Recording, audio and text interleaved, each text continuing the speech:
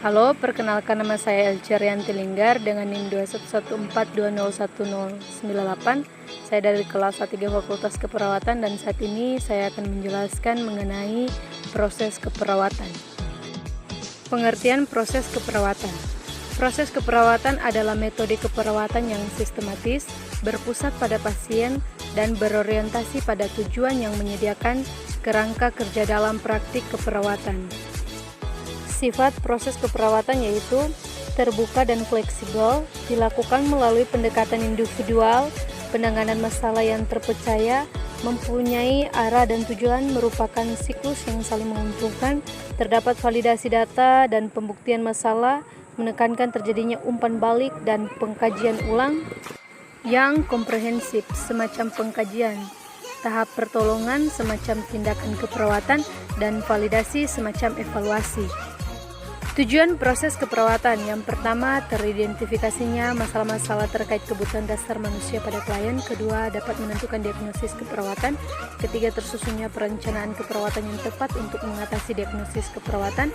Keempat, terlaksananya tindakan-tindakan keperawatan secara tepat dan terencana.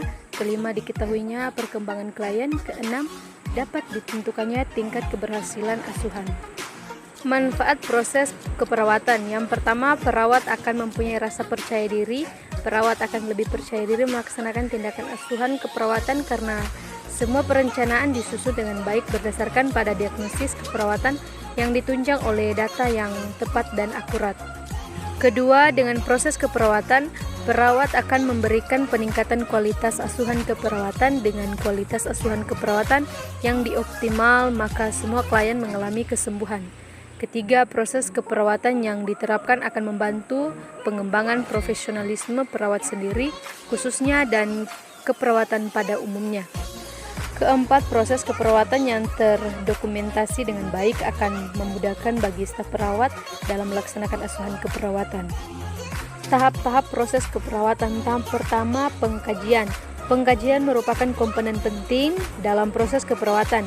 Pengkajian yang tidak lengkap dan tidak benar dapat menyebabkan kesalahan dalam merumuskan diagnosis keperawatan.